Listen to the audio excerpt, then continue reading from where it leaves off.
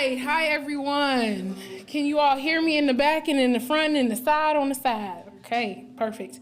Happy Saturday. My name is Maquiba Reese, and I'm so happy to be here. You'll see me looking down just because I have a couple of notes. I actually want to get to know people in the room since it's a small group. If you want to just say your name, if you don't feel comfortable doing that, that's fine. But I'd love to just kind of match people's names with their faces, because this is a community conversation. So I know that I'm up here with this podium and this microphone and we're recording, but it's really not for those individuals. It's really for us to have a community conversation, and we're part of the community. And in order to have a community conversation, we need to know who we're talking to in the room. So I'll do a little bit of introductions. I just would love if anyone would like to say, hi, my name is X, Y, and Z, and maybe let us know why you're here. Who would like to start? I'll start. Okay. My name's X, Y, and Z. My name is William Morris. I'm a lawyer here in Bloomington, and I am here because I think community conversations are important in a lot of different areas. Housing, criminal law. I mean, there's a lot of areas that we are concerned about in the NAACP and communities of equity, seeking equity and things like that. Mm-hmm. Who want to follow up after that? Well, I'm Al Mann. I was asked to participate as a facilitator in this program. I'm glad to do that. And I'm associate William here. Awesome. Thank you both for facilitating. Anyone else want to briefly introduce and tell us why you're here? I'm Sue Connell, and I'm here representing the Presbyterian Church's Racial Justice Task Force, and want to get more involved. Awesome. So go ahead. I'm Beth Hamlin, and I work with Erica in the prosecutor's office, and we are here to listen. Okay. Do you want me to introduce myself quickly? I think it'd be great because you're still part of the community. Uh-huh. I'm Erica Oliphant. I am the elected prosecutor here in Monroe County. I am very excited to see where we go today with these conversations. We're hoping to do these more frequently, just to hear what the community has to say. For me, it's very much a learning experience, but I hope it's also a chance for everybody here to have a voice in the work that we do. So thank you for being here. Thank you. I feel like someone up front was prepping themselves. We'll say who we are. Okay. I'm Chase Heslop, PhD student colleague of Carmen, and she was like, we're doing this really interesting thing. Uh-huh. And I was like, cool, I'd love to learn more on the topic, and here I am. There you go. I'm Hannah. I'm also a PhD student, and the same reason. What program are you all in? Criminal justice. Okay. Nice. I mean, I'm Brian. I live here in Bloomington. I came with them, but I also work in housing assistance in Indianapolis, and I'm in the courts a lot, so this interests me as well. so for those that just came in, we're just briefly asking people if you would like to introduce yourself. Feel free to, because this is a community conversation. No pressure. Curious if one or two more persons would like to introduce themselves and say why you're here. I'm Vivian Bridgewater. I'm of the community, born and raised in Bloomington, lived outside the community for many years working. Vested interest in the future of this city, and so when I saw community conversation, I said, they must mean me. Hey, that's awesome. Okay. I'm Natalia Rivera, and I'm a deputy prosecutor, and I'm excited to join the conversation. Awesome. Good to have you. Okay, so I'll just kind of go back to our program. That was totally just off the rip because it's really important for us to connect, and I really value that, and thank you so much for introducing yourselves. And so again, my name is Maquiba Reese. I go by she, her pronouns, and I serve as the president of the NAACP in Bloomington, Monroe County. Really thankful to have this partnership and this opportunity. So just to clarify and verify, we're here about promoting racial justice and transparency in Indiana.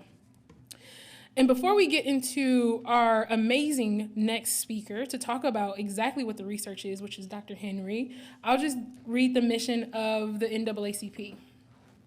The mission of the NAACP is to achieve equity, political rights, and social inclusion by advancing policies and practices that expand human and civil rights, eliminate discrimination, and accelerate the well-being, education, and economic security of Black people and all persons of color. And we had an opportunity, so there's history about this work within our chapter, and we were excited about the opportunity to partner. We were excited about the collaborative and transformative opportunity to be a part of a community conversation in researchers. And so the statement that we wrote out was the National Association for the Advancement of Colored People, which is the NAACP. Some people really don't know that, but I just wanted to make sure I spelled that out, okay? So the Monroe County branch is passionately concerned to the safety of our community, and we understand the need to be collaborative and to have a collaborative partner to create community policy. We have the opportunity to do just that through Arnold Ventures promoting racial justice and transparency, partnering with Monroe County, the prosecuting attorney Erica, and Lake County prosecuting attorney, it's kind of weird, and prosecuting attorney Bernard. We believe that public safety and justice are important to invest in the community as it relates to ensuring equity and eliminating racial, gender, and disabled bias. And so today, the goal is for us to, once we are get the information about the Arnold Ventures projects, we'll get some information, and then we'll go into breakout rooms and discuss a case. And then we'll come back and have a Q&A. And then there's going to be a call to action. So we encourage you all to be completely involved today. Make sure you ask tough questions. We want to know where you are throughout this process and throughout this community conversation. It's really important for us to get that feedback. And then we'll continue this conversation. This is one of many conversations that we plan on having. We have food on the side, of course, but for the most part, we value your input. And with that being said, I'll invite Dr. Trakia Henry up to introduce the research. You can clap for it if you want. Yep, there we go. It's a little...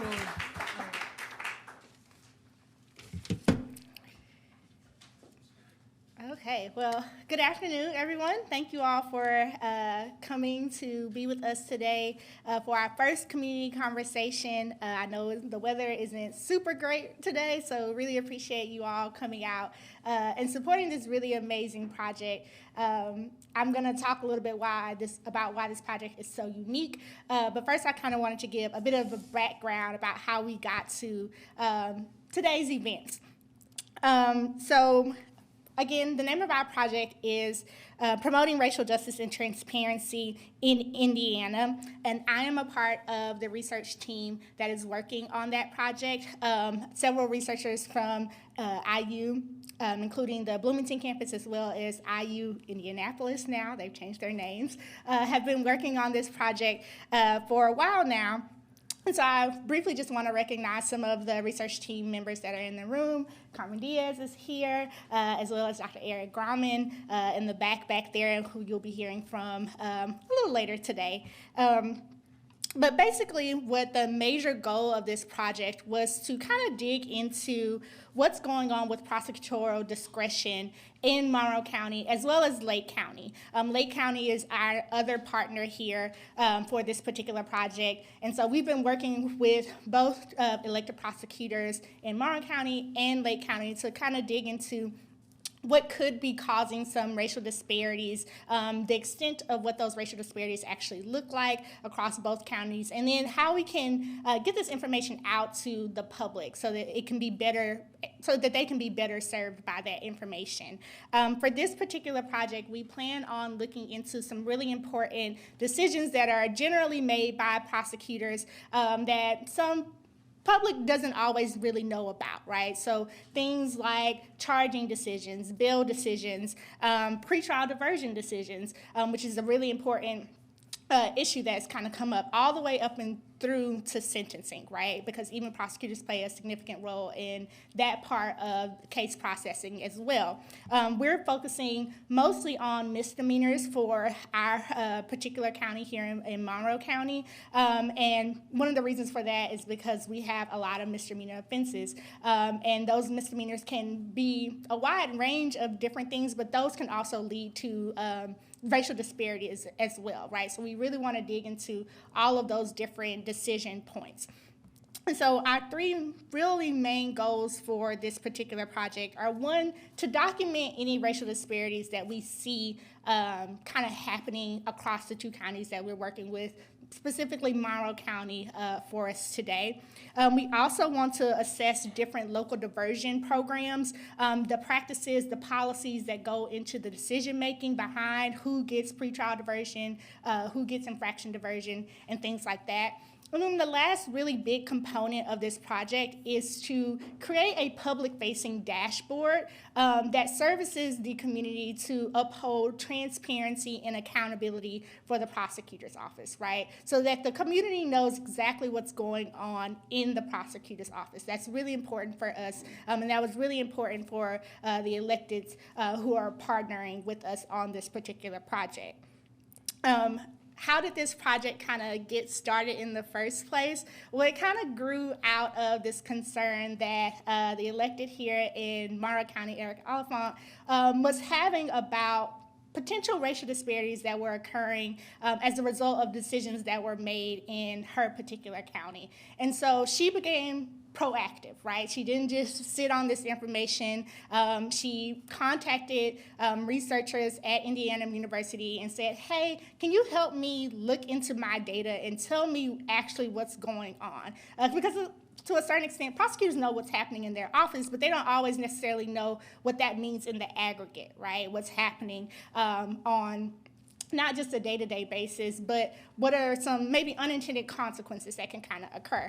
And so she reached out to researchers at Indiana University, and they started this pilot project, what we're calling the pilot project now because it's kind of turned into this bigger project. But it originally was the work of Prosecutor Oliphant as well as the research team with the support of with the support of other community members, specifically funded by the county council, which aided in them doing this initial research project. And so based on the results from that project, we used that information to try to get additional funding, right, to try to expand what we were able to do with that project. And so we submitted a grant proposal to Arnold Ventures, which is a philanthropic organization that tries to work with tries to work on criminal justice reform projects. And we were thankfully awarded, one of the sites that were awarded, to look into racial and ethnic disparities, specifically for smaller communities. We can kind of see this happening nationwide with larger communities, larger cities or counties, but what's missing from that is what's going on in these smaller communities. We also have to deal with criminal justice issues, criminal justice reform, so we wanted to pay attention to our communities, right? And so from that, we have birthed this really amazing, unique project. And one of the reasons this project is so unique is because we have the ability to partner not only with the prosecutor's office, but with other community organizations. Specifically, the Monroe County chapter of the NAACP has come onto this project to be a partner with us. And the reason that is so unique is that we don't always get the voice of community members at the table when we're making these decisions, right?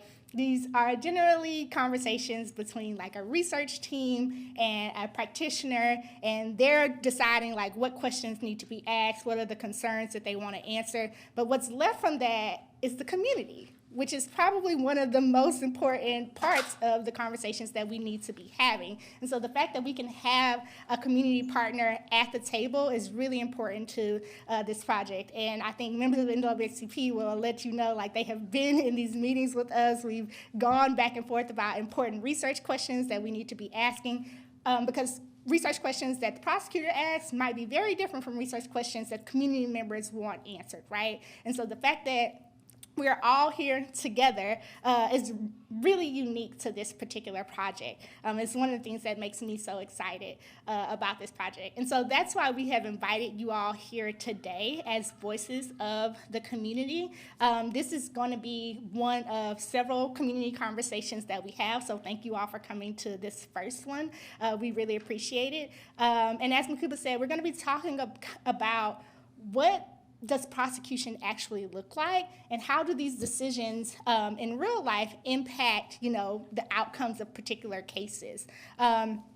Along with these community conversations, we are also going to be holding a series of focus groups, as well as interviewing individuals who have had experiences with the justice system to better understand how they are being processed through the justice system and their perceptions of the justice system at different points. And so if you are willing, we would love to have you at our focus groups. Our first focus group is going to be April 1st in this same building. So I encourage you all, if you would like, to come out again to participate. And we're going to have these ongoing conversations throughout the life of the project. And so with that is my spiel for the day. If you all have more questions about what we're doing, what the research team is doing, we'd be happy to answer those questions for you throughout the day. But I am going to pass this on to my counterpart, Dr. Eric Grauman, who's going to kind of facilitate the beginning of this conversation that we'll be having today. Thank you all.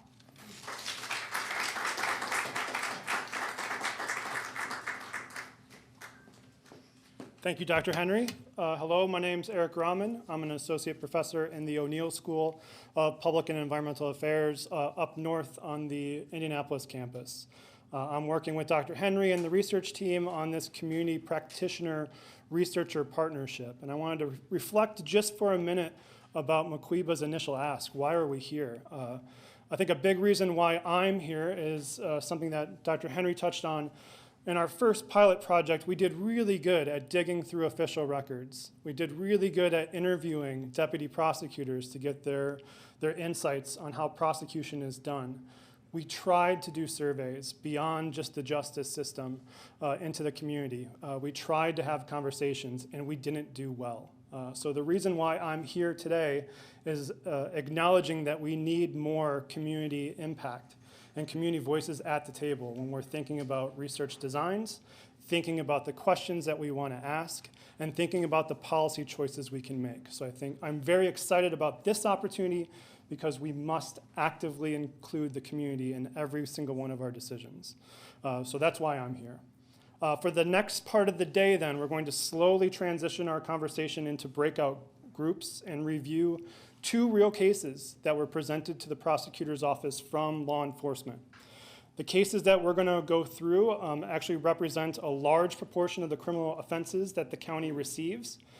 That said, even though the offenses may be similar, the offense types may be similar, the characteristics of these cases are going to differ in very important ways that need to be managed on a case-by-case basis. So the purpose of our breakout section of our next exercise is to put ourselves in a prosecutor's shoes. We have information in front of us, and we have to make decisions about the cases that we've received. We're going to receive 2 key pieces of information. The first bucket of information is summary information from an official police report. So we're going to know something about the contact between law enforcement and the accused. The second key piece of information that we'll have at our disposal is any prior justice system contact of the accused. We're using those 2 key pieces of information because those are the 2 key pieces of information that are available to a prosecutor. For the cases then, we're going to walk through 2 cases. The first case we're going to elevate is battery resulting in bodily injury. This is a higher level misdemeanor offense, and there is a victim. Law enforcement in this case received a 911 call for service that there was an assault in progress at a bus stop. By the time law enforcement arrived, the accused had already left the scene. A witness and the victim provide statements suggesting that the accused punched the victim in the back of the head and walked away. The victim states that they would like to file a complaint against the accused. For the accused, we know that they have a 10-year criminal history record. 10 years of prior criminal justice system contact. Part of their record includes a past conviction for battery resulting in bodily injury. They have one case pending in front of the court at the time of this incident. So that's the first case. That's just a very simple overview. We'll dig into the specifics once we go into our breakout rooms. For the second case, we have resisting law enforcement as the primary offense. As with the first case, this type of offense is a higher level misdemeanor offense. In this case, law enforcement initiated a traffic stop against the accused who was accused of rolling through a stop sign. In this case, the law enforcement, after checking official records for the accused, so we make the traffic stop, the officer learns the accused is wanted for violating a restraining order. After a series of exchanges with the accused and the responding officer, additional officers show up to the scene. The accused is placed in handcuffs and resists placement into the officer's car. We know from the accused prior criminal justice system contact that they've had 6 years of past contact. All but one of their records that came before the justice system have been dismissed. They have 4 pending cases in front of the court at the time of this incident. One of the pending cases involves resisting law enforcement. So now that we know a little bit about the 2 cases, both in terms of the circumstances and the prior justice system contact, your breakout group will discuss these cases in greater detail. And you'll determine, as a prosecutor, how are you going to manage these cases? There's going to be 4 big key questions you're going to have to ask yourself as a prosecutor working these cases. First, you're going to have to think about what additional information do you need about the incident from law enforcement, from victims, from witnesses. You're also going to need to know what additional information would you like to know about the accused. In short, you need to think about what additional information do you need about the incident that provided a law enforcement officer and the accused to come into contact with one another. The second big question that you're going to have to ask yourself as a prosecutor, do you prosecute this case? Or based upon your review, do you decline the opportunity to prosecute this case? So prosecutors have a lot of power to decide how far we push cases into the system or how we remove cases from the system. You're going to have to wrestle with that question. The third decision point, we're going to assume that you decided to prosecute this case. You're going to have to ask yourself, what activities would you like the accused to complete? If the accused completed the activities that you laid out, are you willing to stop the prosecution of the case and dismiss it so that we avoid a conviction here? If the accused does not follow the conditions that we have laid out, what will you do?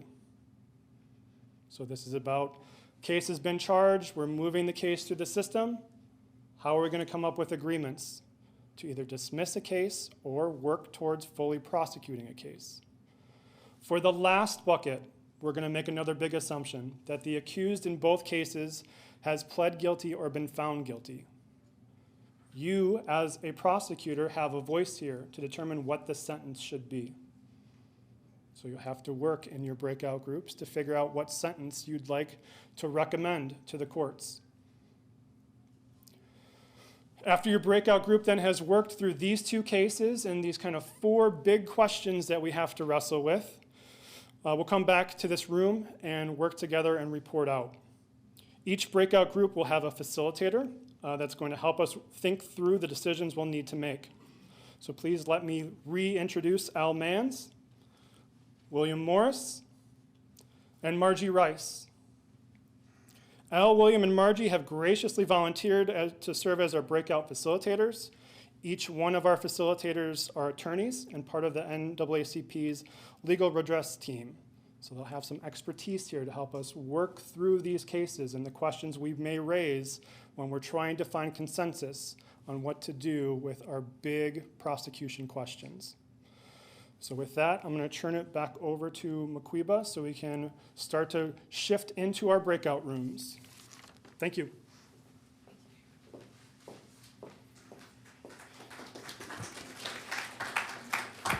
So you can tell our lecturers, our professors in the room, because I definitely felt like I needed to submit an assignment. I was ready. I was like, okay, I was like, wait a minute, I'm not in school no more. I can relax. I was ready to get my assignment together. Okay, so we're looking forward to this conversation. Okay, hold up your agendas. You're so funny. William and Al and Margie, you all can go ahead and head out to your breakout rooms. So your agendas, you have a sticker on your agendas. So based on the sticker of your agendas, don't cheat, okay? We need to break y'all up, okay? Go to the different rooms, all right? So if you have a yellow sticker, raise your hand. Yellow, okay, you will be with William and you are in room 2C. We're gonna have you take the elevator and you'll go up to the second floor and we'll have someone there so that you know which room to go to. And Kendall here, you wave your hand. She has the actual cases and the questions so that you'll have this in the breakout room, okay? So you'll have access to this paper, okay? So all the yellows, I'm gonna give you a moment to go ahead and gather your stuff and go to the second floor.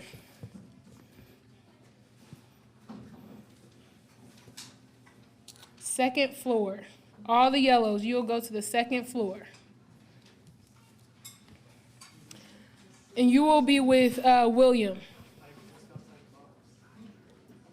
All right, and then if you raise your hand, do you have blues? Who has the blues? Okay, you're going to be with Margie. She's in room 2B. To be or not to be. I keep saying that. It's so corny, but it's okay. It makes me laugh, so I'm gonna keep going with it. So room 2B or not to be. You will be with Margie. Take the second floor. Go ahead and go upstairs. You will come back in the facility. I'll kind of hang out. I would encourage you to take it with you because it's a lot of pressure. You might have a lot of treasure in there. Okay, and then reds, all the reds in the room. Okay, no, I have a blue. Okay, one of you take the blues. I got you. I knew this. I was like, this is not. I said, I was watching this the whole time. I was looking right at you. 2B. 2B is blue. Okay. 2B is blue. Room 2B. Okay, and then reds, all the reds, you are dismissed to room 214. So again, you'll take the elevator, it's second floor, and you'll actually, when you get off the elevator, you'll see it. I'll go up there too to help navigate for the different rooms, okay? Any questions? I think we're good. All right, you're dismissed. All right, everybody, welcome back. Are we good with audio? Okay. All right. Anybody have any, I hope everybody enjoyed the breakout sessions.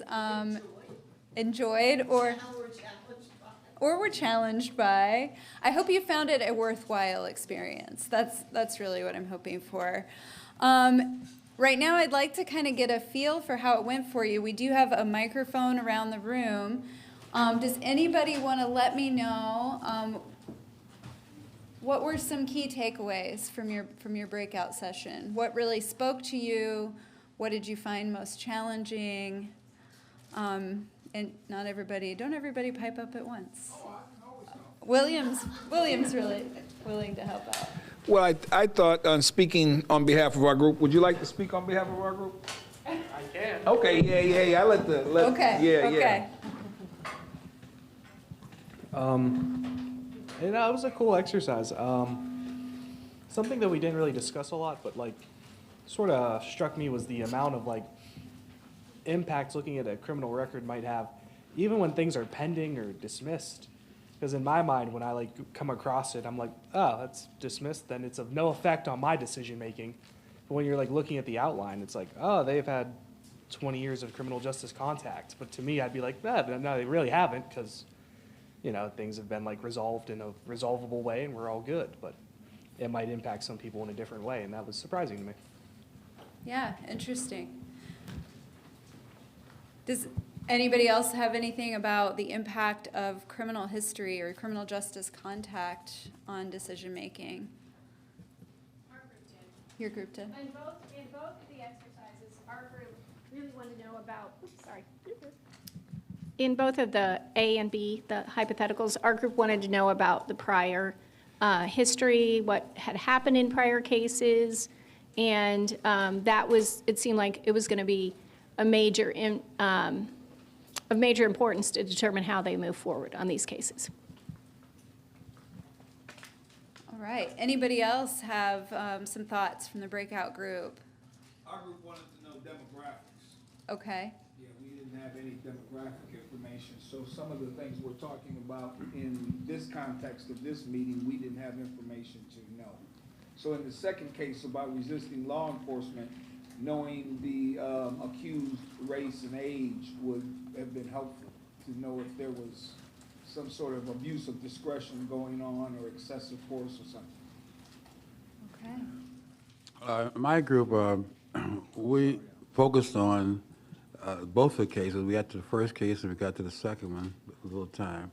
More time was needed, I think, in analyzing these cases and asking questions, because there were questions I would like to ask them. But we just didn't have enough time to do that. Nevertheless, the first question raised an issue with my group about the mental health of the individual who was the defendant in this case. And the issue also, of course, seems to raise a mental health issue in the second one. And then the question becomes the second one as well, did the officer have probable cause to initiate the stop and give a citation? How would the prosecutor handle that if they didn't have probable cause really for a offense, a misdemeanor offense? Obviously, the question escalated in the second one. So what did you do with the prosecutor? So we were fortunate to have a prosecutor in our section who was able to give a definition to the issue of what's a misdemeanor. The first thing that we learned is that we don't really know the terminology of our legal system. Some of us don't know what a misdemeanor is, but we were able to get that from one of the participants because she is a prosecutor. And so that is a part of the learning process as well. I think that what basically people want to know is how we can remedy a situation involving a person who has some aspects of mental health problems, and whether or not we incorporating that into our legal system. All right. Any other thoughts or input from breakout groups today? I think I like the breakout room because I'm a pre-law major as an undergrad, and it kind of opened my eyes that there's so much to learn that I need to learn. So even as a freshman, I think this is kind of nice, and it's eye-opening to get like a little hint of what it could be like. Yeah, good. But the other thing I think that we were concerned about is the range of discretion that there was a question about the range of discretion, not only the police officer, but the prosecutor as well as the judges in the case, and what limitations should be on that discretion. Our group really, I think they felt as if in that first case, they'd like to see what the gap was going on with a person between 2010 and 2021. I think in both cases, they really wanted the larger context. They wanted to know about, any prior contact with the system, prior treatment. Was that person, in the first case, incarcerated perhaps from 2010 to 2021? And they also wanted to know, the results of the mental health evaluation, because that would definitely impact whether they prosecuted or not. And I think in both cases, our group really focused on treatment for the, both the, because they had in that second scenario that the individual had a lot of prior contact with law enforcement. So they wanted to know What was the relationship of the defendant to law enforcement? Did the law enforcement sort of agitate the defendant? And so I think mental health was a theme that just really ran through both of our cases, and wanting to know the context so that they could make the right decision. And one of the questions they had was, does the prosecutor know that stuff? Does the prosecutor get to have that whole background when they're making the decision?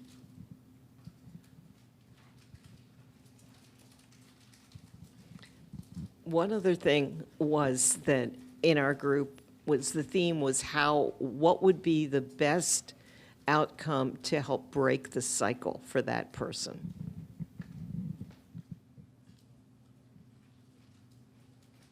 Yeah, good. So I really appreciate everybody working in earnest in these breakout groups, because I don't think it is easy stuff to deal with. I think as a prosecutor, we see a lot of human suffering on a daily basis, and we have to make really tough decisions, as you can see, based sometimes on really limited information. So to answer some of the questions that you've raised, we don't usually know the background of the defendant or the suspect when we are making these decisions. Every once in a while, you'll have a good, enterprising criminal defense attorney who will do a good job digging into that prior history and providing that to the state for context, but sometimes they don't have the ability to do that, particularly if they have a client who's not cooperative with them, or unable to consent to getting these records and those kinds of things. So a lot of times we do have limited information, and we also have limited time in which to make decisions. Deputy prosecutor in my office handling a misdemeanor caseload often has about 300 pending cases at any given time. We are often trying to figure out what is the best thing, and we are often mindful of how do we prevent having this person come back into the system. I think we all want that. We all want people to succeed and thrive in their own lives, but also to not continue to take up resources and things for us. So they are big challenges. I don't know if you guys would like to know how these cases ended up being resolved in real life. We did file criminal charges in both of these cases. The first person was charged with battery resulting in bodily injury, and that was a really challenging case because that individual does have mental health issues, diagnosed ongoing for his whole adult life. He's had mental health issues. But the individual that he harmed was a stranger, didn't know her. She experienced a concussion. She had medical expenses. She had to miss work.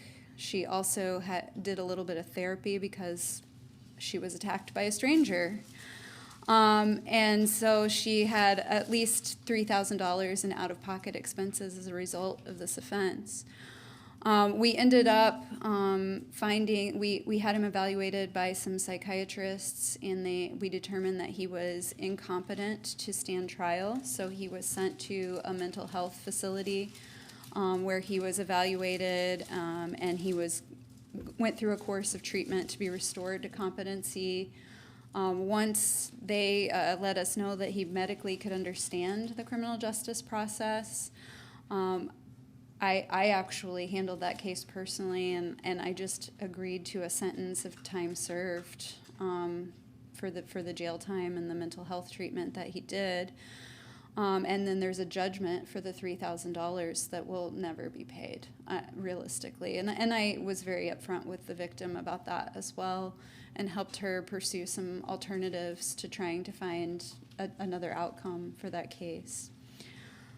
In the case of the resisting law enforcement, I don't know if I adequately answered some of the questions that were raised. The initial traffic stop was a valid traffic stop because he committed a traffic infraction. Specifically, he ran a stop sign.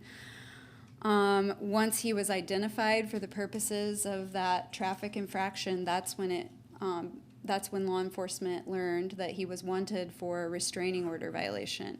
So we say restraining order colloquially, but actually it's a protective order, and those are issued usually in cases of domestic or sexual assault to protect the victim from contact with the defendant. So that was what he was wanted for. That's what they put him in custody for. And then once they were trying to place him in the vehicle, that's when he decided to fight back with the police. That case ultimately did end up getting dismissed, but that is because the defendant is deceased now. He passed away. So I sometimes, in more serious cases, for example, I had an arson case, I had to dismiss because the defendant passed away. And sometimes we have victims who don't understand why you don't continue to prosecute someone after they're dead. I hope that you all understand that that's not a good use of resources. But, you know, those are questions I have to answer sometimes in the public. So I can tell you these are very challenging questions, even for me, and I've been a prosecutor for 14 years now. I try to evaluate cases thinking, how can I avoid having this person come back to me in the future? What can we do to try to fix their circumstances? And, you know, very sometimes limited success, although when I do have those success stories, you just have to hold on to them, and that's what keeps you going in this work. But I appreciate you all participating in earnest, because I know it's not easy. I know it can make us feel vulnerable to have opinions on these matters, to state them to strangers or even sometimes to friends and colleagues. So I greatly appreciate you doing that work with us today. You know, I think part of what we're trying to accomplish here is figure out what information do we have access to in our decision making, and how do we get more, and how do we use it in a way that's consistent and fair for everyone.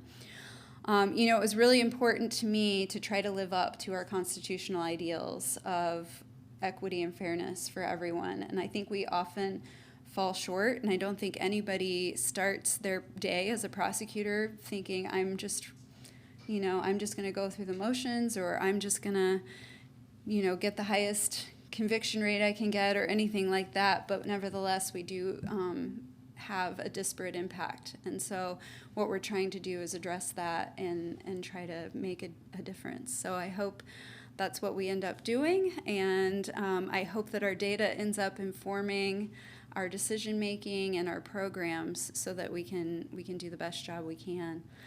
I really want to say that I appreciate the NAACP's input on this. You know, I had initially, for our pilot project, reached out to Dr. Grauman to do our initial study into what were our data capabilities and sort of what racial and ethnic disparities we had. And, you know, when it came time to try to bring someone from the community in, it really made a lot of sense to go with NAACP.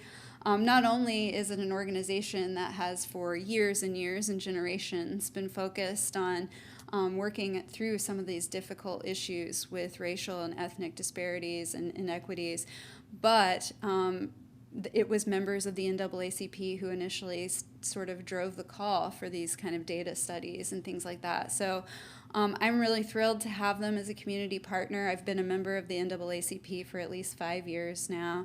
And I really want to thank Maquiba for doing the heavy lifting today of organizing this event and having the vision for what this community conversation would look like, because you know, I think I would have struggled to figure out where to start with you all. So I appreciate it. Yes, Liz? I have a question. So as you are starting to look more globally at the data and with this process, how are you now in your office using what data you are beginning to learn to make changes, or how is it making an impact in the day-to-day work of the prosecutor's office? Sure. So one of the questions we got at the IU Social Work conference we spoke at recently was, you know, are you going to wait 3 years to do something? Because that's the length of our project. And the answer is no.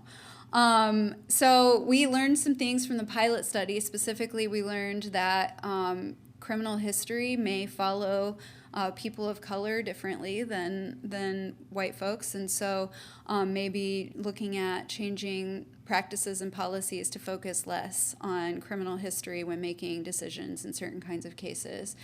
Another area that we're looking at, we haven't implemented the policy yet, but we're looking at can we screen cases a little bit more thoroughly so that we're not charging and filing as many cases that ultimately are just going to create that criminal justice contact that's going to follow them to future cases.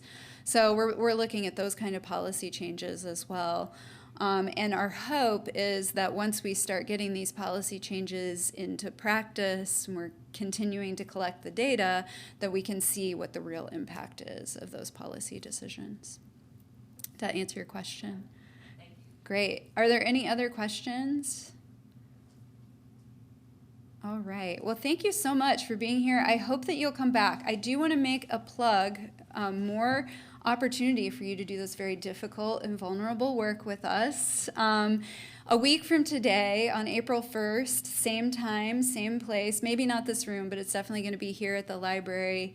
April 1st, 2 to 4 p.m., we're doing focus groups to help gather in a more quantitative data gathering sort of way your perceptions and thoughts and understanding of the criminal justice system and its impact on racial and ethnic inequity. So if you can make it, please do. If you think that you have friends, family, or others in the community who might be willing to participate, we do have some flyers. Please spread the word very broadly because we're trying to get a diverse group of voices and opinions to help us inform what questions we need to be asking in our research and what kind of policies we need to be developing to help fix these issues. So it's really been a pleasure. I was a little anxious to see how it was going to go, and I appreciate you being on this journey with us.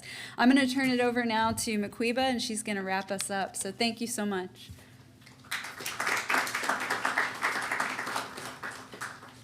All right, so as a handful of you all came into the room, some people were saying, I need more time. Let me see the people that kept saying that. Raise a hand who wanted more time. Exactly, that's why you need to be here next week, okay? So make sure you take out some time to be here next week because you said you wanted more time. I'm holding you accountable, that's what I do, right? I hold people accountable. So therefore come and participate. And we'll continue to have these conversations. And I would encourage you to be a part of various conversations. There's a lot going on. So make sure that you are involved in the community. This is one way that we're able to create sustainable change. And if we can create sustainable change now, we won't have to worry about that in the future. So right now is asking us to participate so that we can change the trajectory of our future. And I think that is really important. So make sure that you are actively involved in your community. We're asking people to do this right now. Don't wait. Now is the time to do it because the criminal justice system is disproportionately, continuously affecting Black and brown people in their intersections. And we no longer need that anymore. Okay, especially in our community, in our world, it needs to be just. It needs to be a just society. In order for that to happen, we have to have that input, and we're creating that space now. So I implore you, I encourage you to make sure that you are involved, that this doesn't stop, continue to be a part of this conversation, and build and continue to bring people with you. With that being said, thank you so much. We look forward to seeing you at further conversations. Please feel free to eat some food. Please feel free to reach out to our researchers. Feel free to raise your hands. Dr. Grauman, Dr. Henry, Carmen, Marshall. If you have any follow-up questions, please let them know. We want to say thank you to our facilitators. Give them a round of applause. We want to say thank you to our volunteers for helping out. Give them a round of applause. And the community needs to be more innovative in transforming the way we do things. So you've heard it from Dr. Henry. You've heard it from Dr. Grauman. You've heard it from our prosecutor, Erica. We have to work together, and so this is part of working together to transform the things that we do.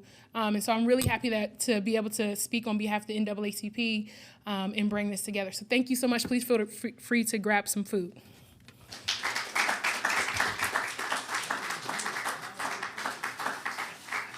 Oh my gosh, Justin and the team, thank you. We have people, Katz and Justin, you're amazing. One of our He was funded to make sure he documents the things that we're doing. Him and his team are doing amazing work. So thank you so much, Justin.